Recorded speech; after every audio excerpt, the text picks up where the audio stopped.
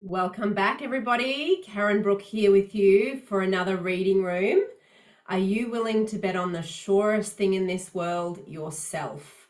That's my question to you today as I take you through this lesson on risk taking. I'm going to share with you this reading out of our Thinking into Results Blueprint program and take you through it today. Read it together, and then I can, you know me, I like to then stop and talk about different points and how it relates to what you've got going on and your mindset and how to move forward. So let's get straight into it today. This is a reading on risk taking, written by Bob Proctor. The dictionary tells us that to risk is to expose oneself to the chance of loss. I suppose that is true. Another piece of literature, author unknown, suggests that to laugh is to risk appearing the fool. To weep is to risk appearing sentimental. To reach out for another is to risk involvement. To expose feelings is to risk exposing your true self. To place your dreams, your ideas before a crowd is to risk their loss. To love is to risk not being loved in return. To live is to risk dying. To hope is to risk despair. To try is to risk failure. Isn't that just such a beautiful poem to start our reading today and our discussion on risk taking? Leave me a love heart in the chat or a hi if you're here watching, #replay if you're on the replay. You may avoid suffering and sorrow if you don't risk, but you simply cannot learn, feel, change, grow, love, or live. The greatest hazard in life is to risk nothing. The person who risks nothing does nothing, thus has nothing. Only a person who risks is free. I have to pause it there for one moment. I'll be right back.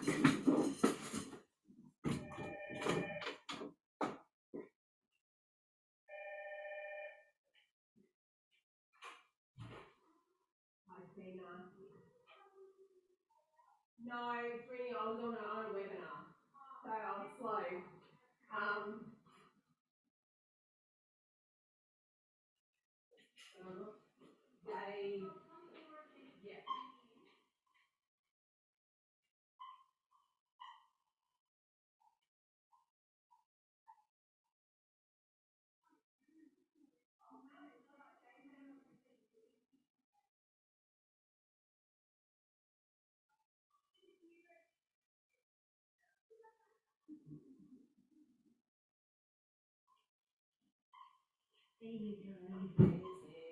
Thanks, Tina. Have a great day.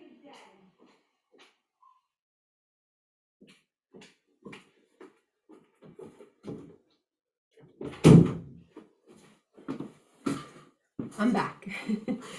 Thank you for sticking with me. I apologize for that. So let's pick up after the poem again, the beautiful poem that we just wrote, that we just read. You may avoid suffering and sorrow if you don't risk, but you simply cannot learn, feel, change, grow, love, or live. The greatest hazard in life is to risk nothing. The person who risks nothing, does nothing, thus has nothing. Only a person who risks is free. Isn't that just a beautiful perspective? You know, if you're really living freely, honoring yourself, entering into the spirit of your day, of what you would love, then you truly are free, right? So we've got to risk our yesterday so that we can really live our best today. You've got to be willing to risk your, old self-images, old paradigms, old stories, that you can be truly free today to live how you want to live moving forward. What causes individuals to shy away from taking a risk, even if it is a low risk and will give them something they really want? Well, certainly high on most people's list would be their fear of loss, failure, and perceived humiliation if the loss were to occur. Why would we automatically think that we would fail at something? Why wouldn't we first try and see, and then if we did fail, learn from that experience and move on? What causes us to have these thoughts of inferiority? Now, we're studying this reading this week in our reading room in our Blueprint Thinking into Results program. So we've been discussing this reading and these parts of this reading all week so far. And this was something that I was talking to my clients about and just saying, often the first thought we have when we step out to do something new or make a new decision is, what if we fail? And part of that is, a result of the reptilian brain, the amygdala that wants to keep us safe. Any idea that's new and different is perceived as a threat. So the body wants to kick into its fight or flight to maintain that homeostasis. But so many of the opportunities that you have to step out and try something new can lead to incredible growth and a quantum leap, really great advances. But the first thought is often, what if I fail? What if it doesn't work out? What if it goes wrong? And that's linked to self-image, it's linked to your identity paradigm, and it's also linked to your past experiences where you failed in the past.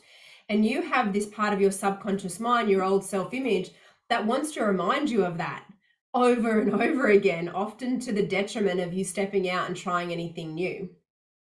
So why wouldn't we first try and see? And then if we did fail, learn from that experience and move on. I challenge you to fail faster. I challenge you to take another risk today, whether that's a simple phone call, whether it's trying something new, whether it's just entertaining an idea that has seemingly felt risky for you, to sit with it for a little bit more and just get your conscious mind comfortable with the idea of new and different. And the more we begin to do that, we start to sort of groom our subconscious mind to come on the journey with us of growth, of conquering the terror barrier, of stepping through, feeling the fear and doing it anyway. And anyway, if you did fail, you learn something from it and move on. We talk about the cybernetic mechanism of the mind, self-image psychology, and that we essentially are failing our way to the goal. That you're setting a goal and you get there the fastest, the most effortless route by stepping out and realizing, oh, that's not exactly how it works. Let me try a different approach.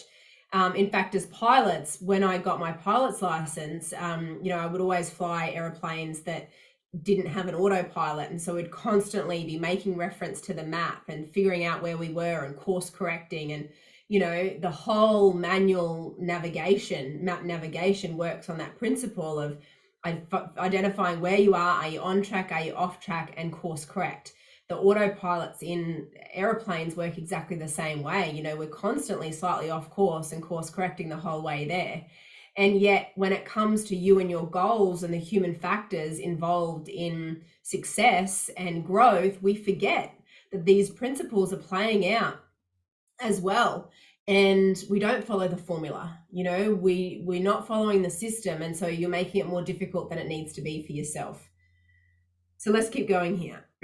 So what causes us to have these thoughts of inferiority? Well, we already know that's going to be linked back to your self-image paradigm, the image that's currently programmed in your subconscious mind. It also dates back to our little life. And since risk-taking is likely not a subject that was taught in school, a person's fear of taking risks might stem back from before they can even remember. When you were a child taking your very first steps, it wasn't uncommon to hear one of your parents or guardians say, "Be careful, you might fall," or "Don't do that, you'll ... Though some of this is rhetoric and you don't really pay much attention to it, for some it begins the pattern of playing it safe. I remember when I first learned this and started to really become aware of how your subconscious mind is just accepting everything, and particularly with your children, they have no ability to accept or reject. Their conscious mind is just accepting everything that comes in, and it's all forming into their subconscious mind. So when my kids were learning to play on playground equipment and they would be standing on the edge of a platform, because I knew this, I was conscious of not saying "be careful." I would say "be confident." Do you feel confident standing there? Make sure you got a confident step.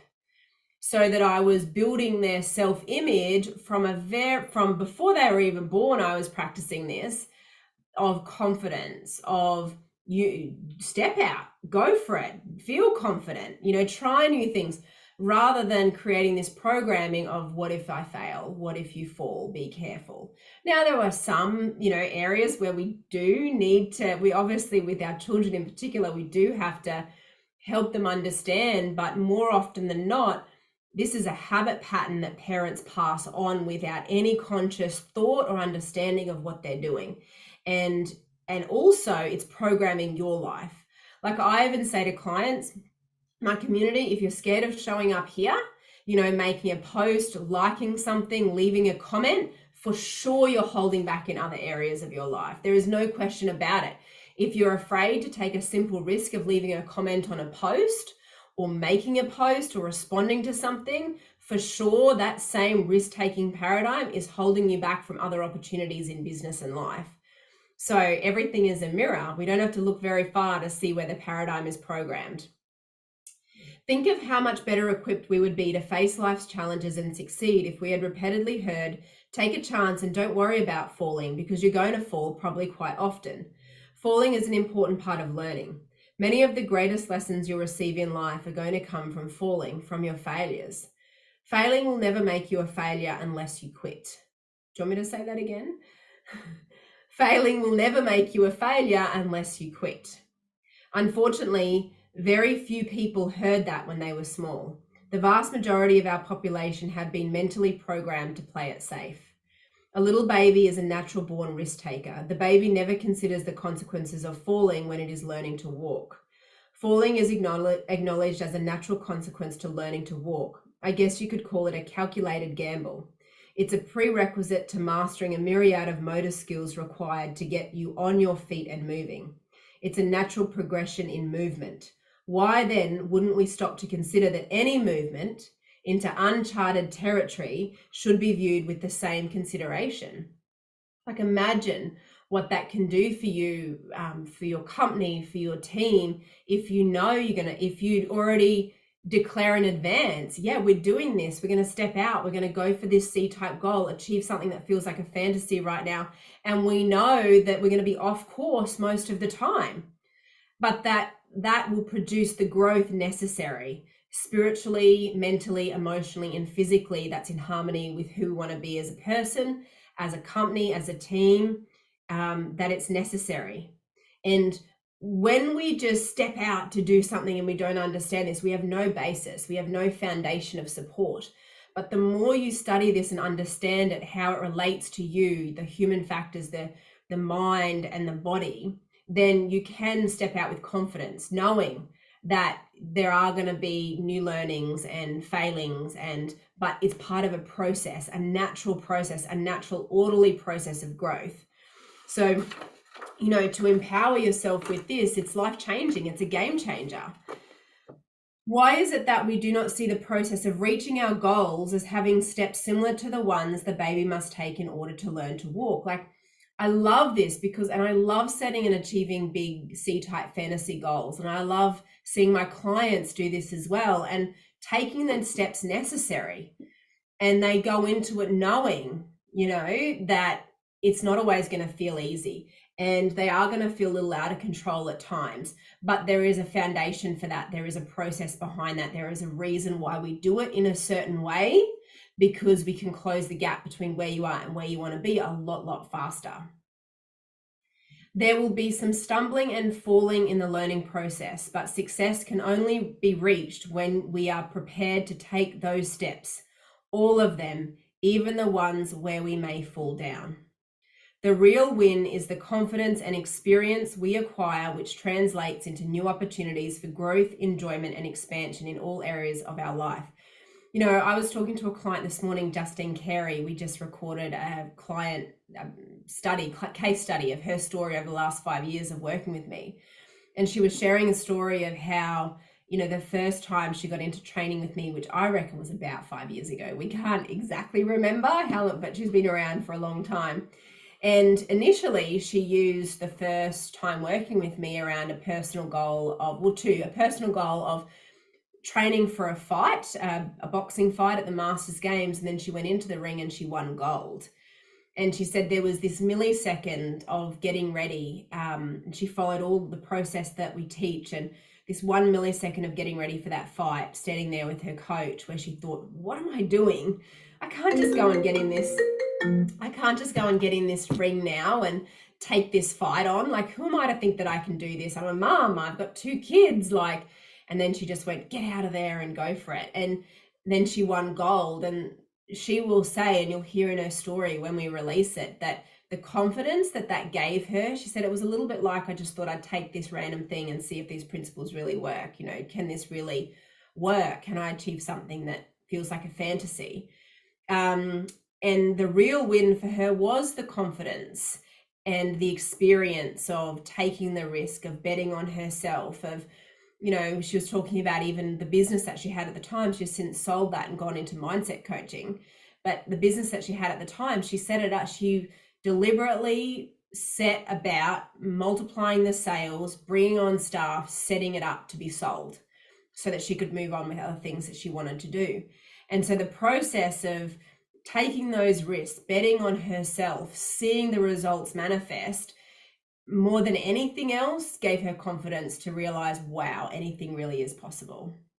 Like, and to realize that she'd been playing, you know, such a small game relative to what was possible. And it's always relative. When I want you to remember that when you think about your life and you think about your business, it's not about comparing yourself with somebody else in the market or somebody else. It's about comparing yourself against yourself and recognizing that what is available to you is infinite compared to what you've so far been achieving.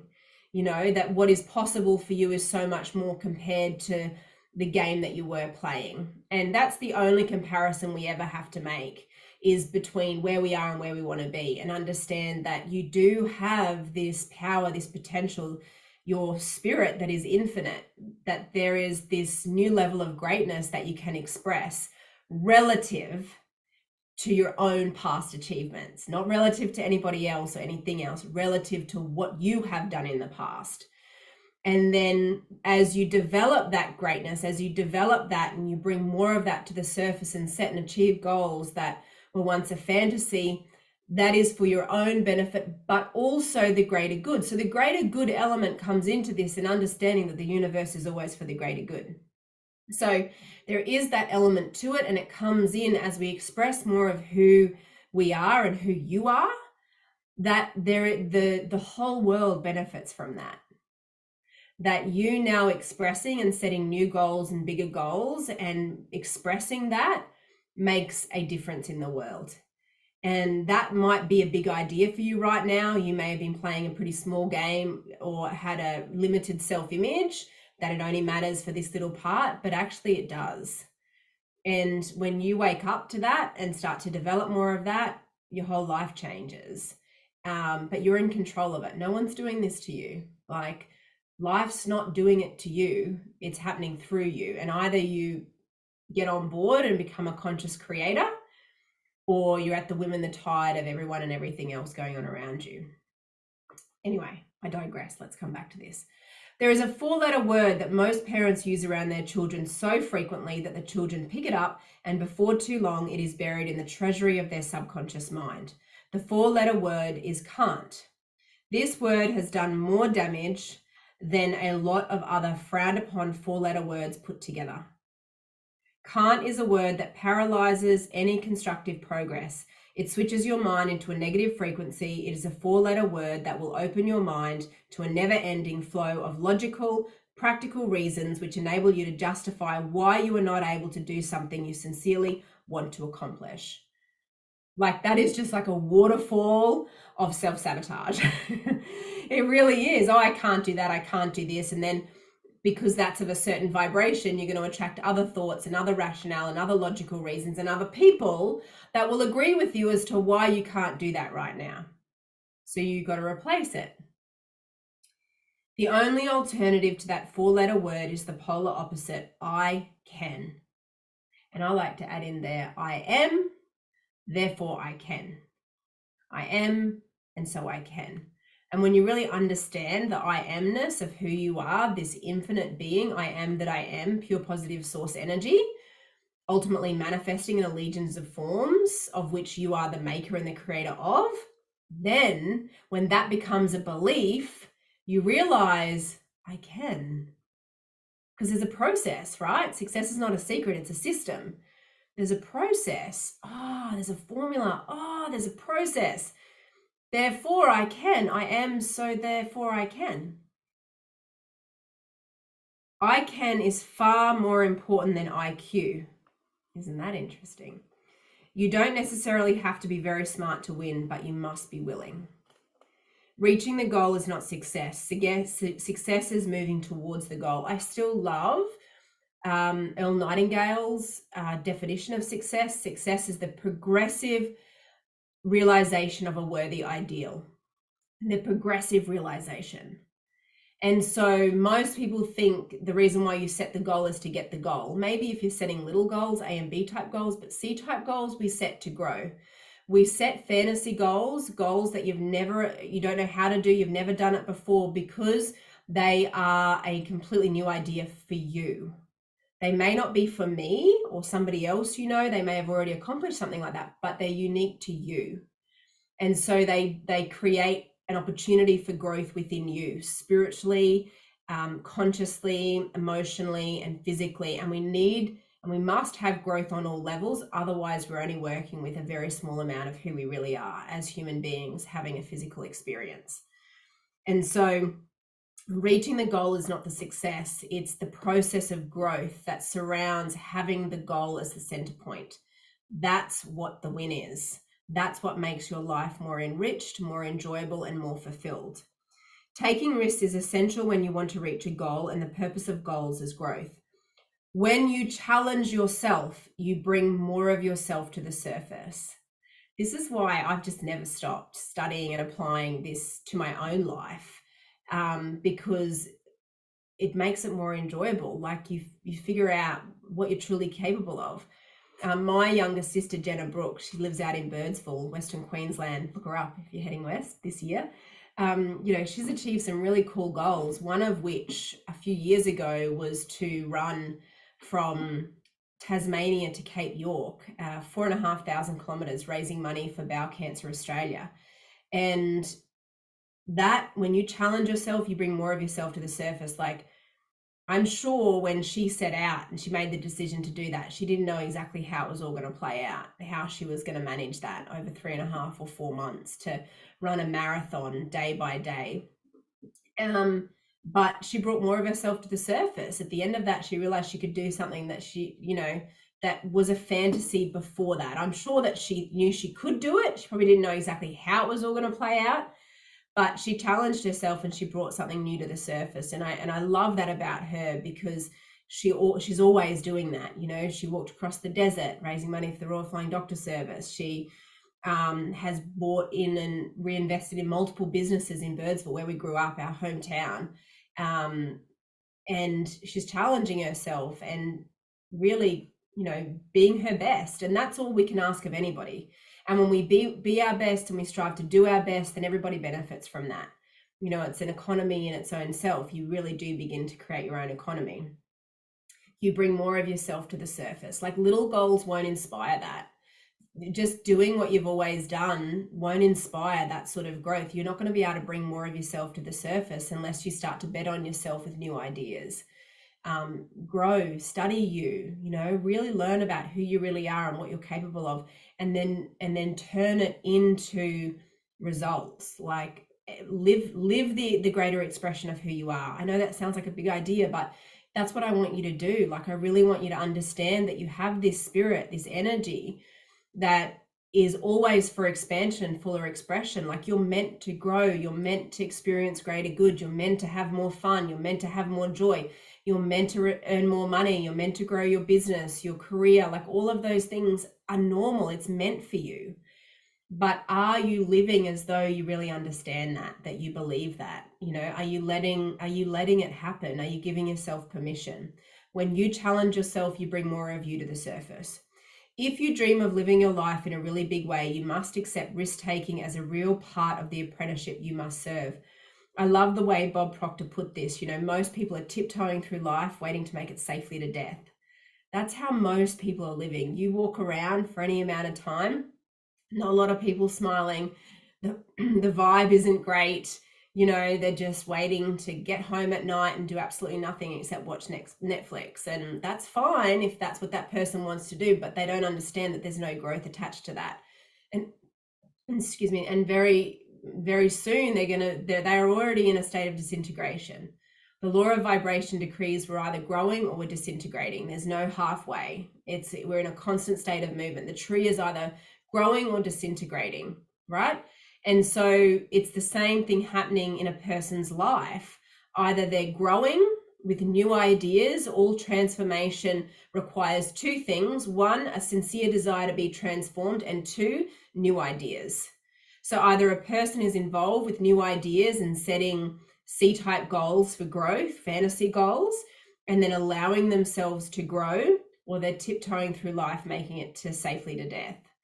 And if you find yourself right now of the latter, make a committed decision today that it ends today. Like, you're going to start to grow. You don't want to plateau. You do not want to plateau, because plateau leads to disintegration. And it doesn't show up straight away because everything starts on the inside, but it shows up 6, 12, 18 months later when you don't feel so good, or it's not working out so well at work or with business or in a relationship or your bank account. It's subtle. Disintegration starts within. So we want to make sure that you're always in this constant state of growth. You want to be living your life in a really big way, and you want to accept risk taking as part of the process. Make a decision right now to change. Make a decision right now to change. Decide this very moment there'll be no more playing it safe, no more saving it for a rainy day type thinking in your life.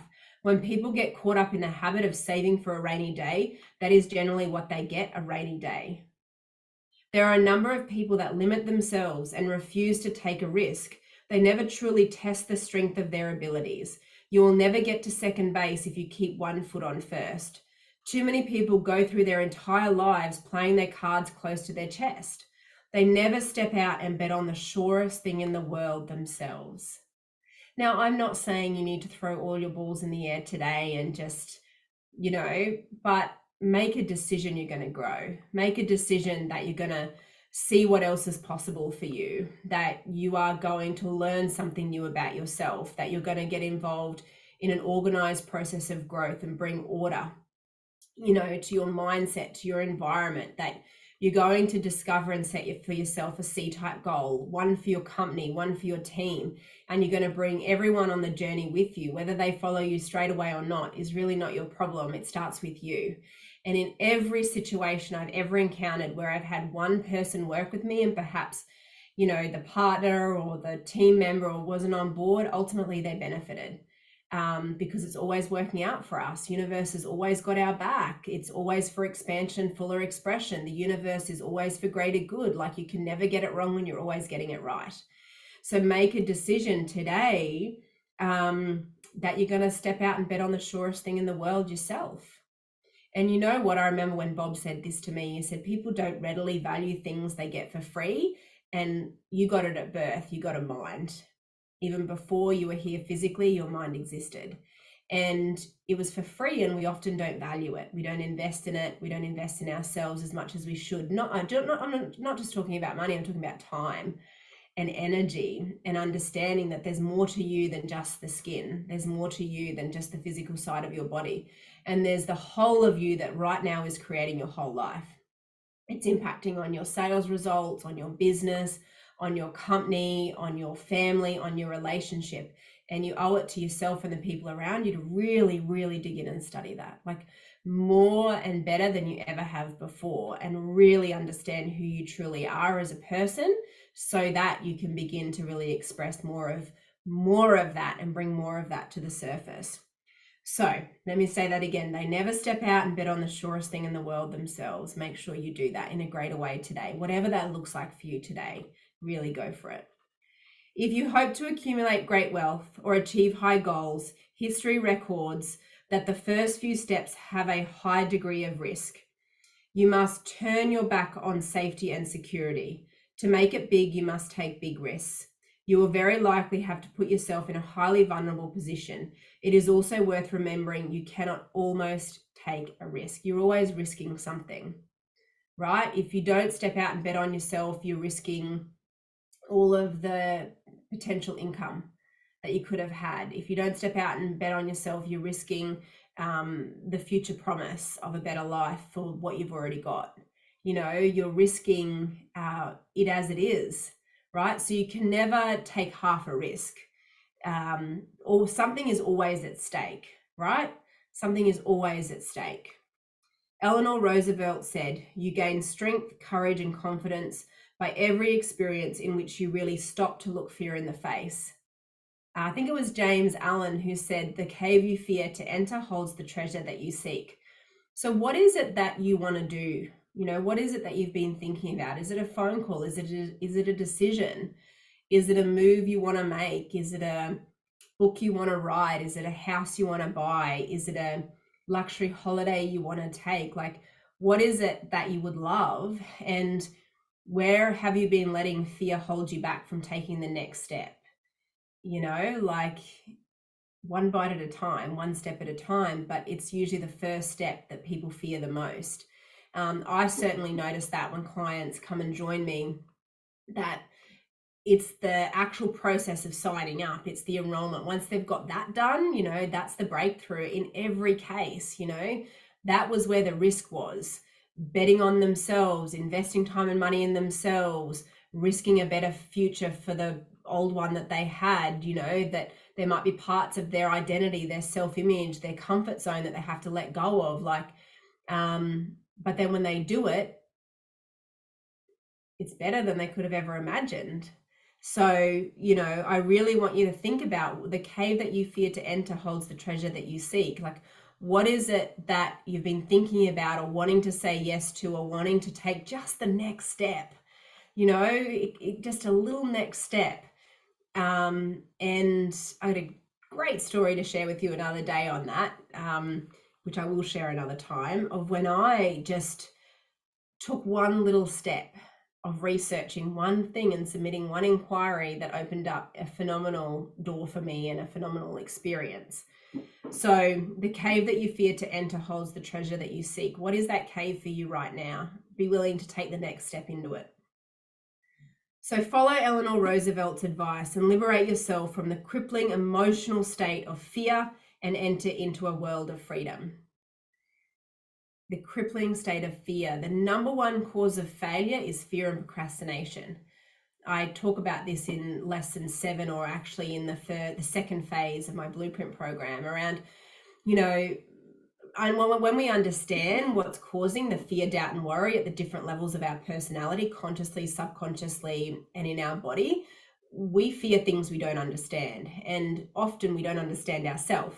So when the self wants to, the I am of who you are, wants to step out and do something new, we don't understand that process. We don't feel in control. We don't know exactly what we're doing. And Lord knows it's more overwhelming than ever right now, you know, to be thinking about growth and thinking about change and transformation. And there's information overwhelm, you know, in terms of what you should or shouldn't be doing.